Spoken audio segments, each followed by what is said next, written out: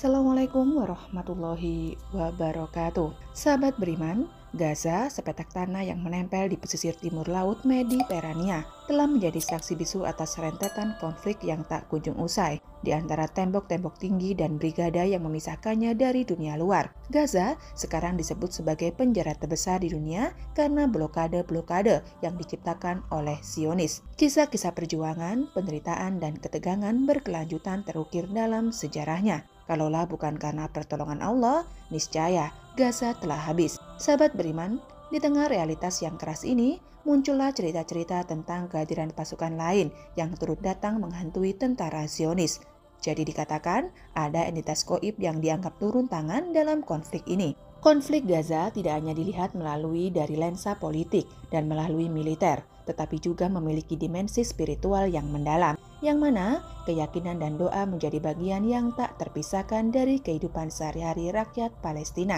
Dalam konteks ini, konsep kuasa Allah dan intervensi makhluk lain sering dianggap sebagai faktor penting dalam perjuangan mereka. Ayat-ayat Al-Quran sering dikutip sebagai sumber inspirasi dan kekuatan. Contoh, pada surat Ali Imran ayat 125, Allah berfirman, "Ya cukup jika kamu bersabar dan bertakwa ketika mereka musuh menyerang kamu dengan tiba-tiba. Niscaya Allah menolongmu dengan 5.000 malaikat memakai tanda." Ayat ini sering diinterpretasikan sebagai bukti dukungan spiritual Allah kepada orang yang berjuang dalam ketakwaan dan kesabaran. Kemudian juga surat Al-Anfal ayat 12 yang mengungkapkan, "Ingatlah ketika Tuhanmu mewahyukan kepada para malaikat, sesungguhnya aku bersamamu, maka dekukanlah pendirian orang-orang yang telah beriman. Kelak, aku akan jatuhkan rasa ketakutan dalam hati orang-orang yang kafir. Maka penggalah kepala mereka dan pancunglah tiap-tiap ujung jari mereka."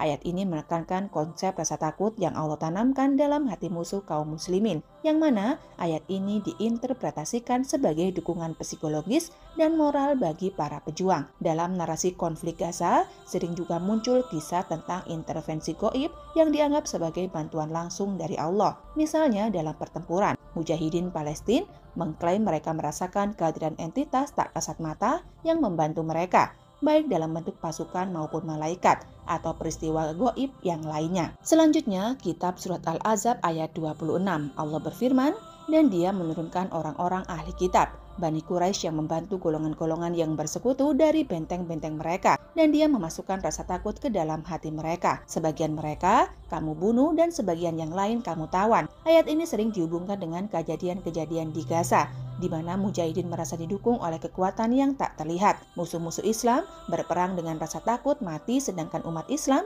mereka berperang ingin menjadi mati syahid. Salah satu cerita paling menonjol adalah tentang pasukan berseragam putih yang pernah diceritakan oleh warga Gaza dan bahkan oleh beberapa tentara Yahudi. Menurut beberapa narasi, pasukan ini dilihat oleh tentara Zionis selama pertempuran, seringkali dalam situasi yang tak bisa dijelaskan. Hal ini diberitakan dalam situs Multaqo Al-Qasami, di mana pada awalnya sebuah ambulan dihentikan oleh sekelompok pasukan Zionis. Sopir ambulan itu ditanya, "Apakah kamu berasal dari kelompok Mujahidin Gaza?" Sopir itu menjawab, "Saya bukan kelompok mana-mana, saya hanya supir ambulan." Akan tetapi tentara Zionis itu masih bertanya lagi, "Kalau kau hanya supir ambulan, siapa pasukan yang berseragam putih-putih di belakangmu tadi?"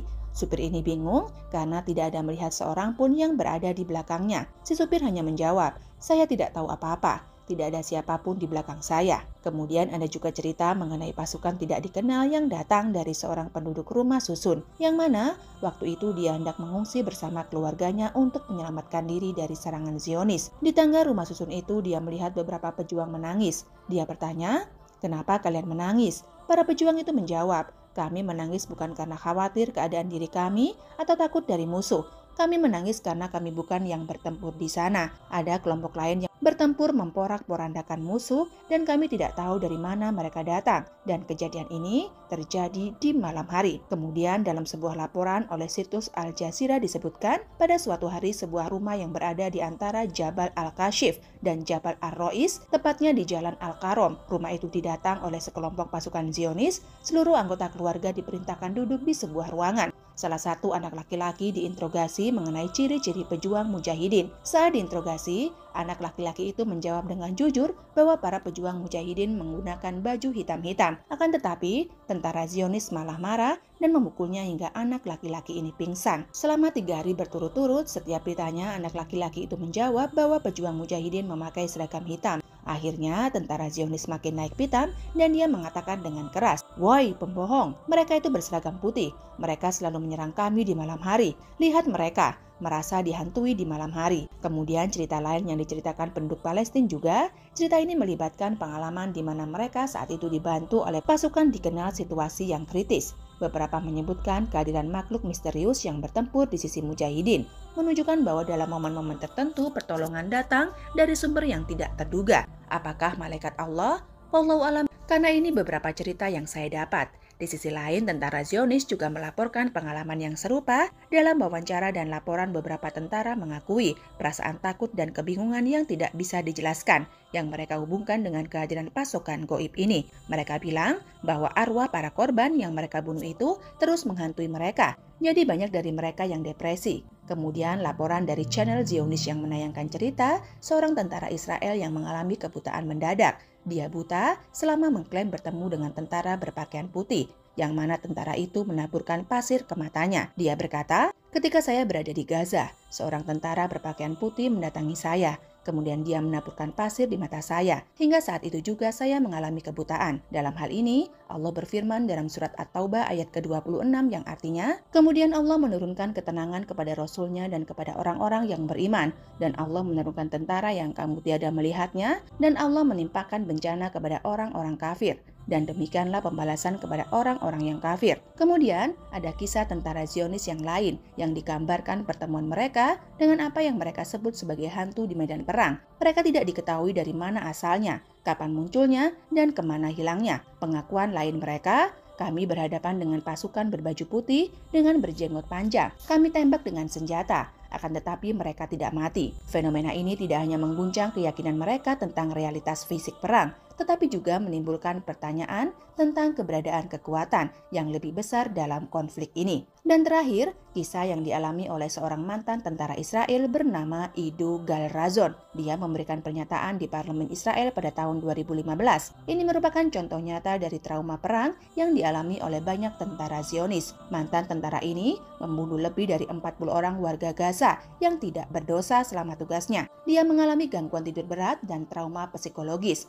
Dia menggambarkan bagaimana korban-korban yang dibunuh muncul dalam mimpinya. Arwah-arwah itu menanyakan mengapa dia membunuh mereka. Mantan tentara ini mengatakan, "Saya membunuh lebih dari 40 orang demi kalian. Saya membunuh."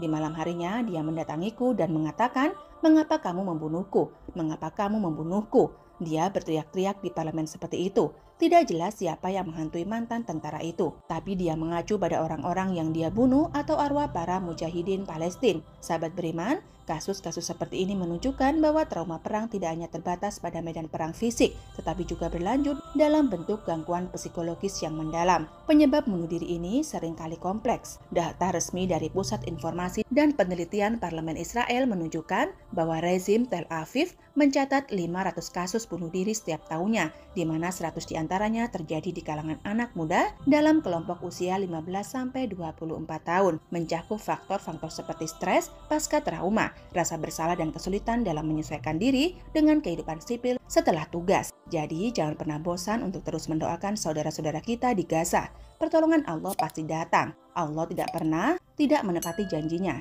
Semoga beberapa cerita ini ada manfaatnya. Wallahu a'lam bishawab, wabillahi taufiq wal hidayah. Wassalamualaikum warahmatullahi wabarakatuh.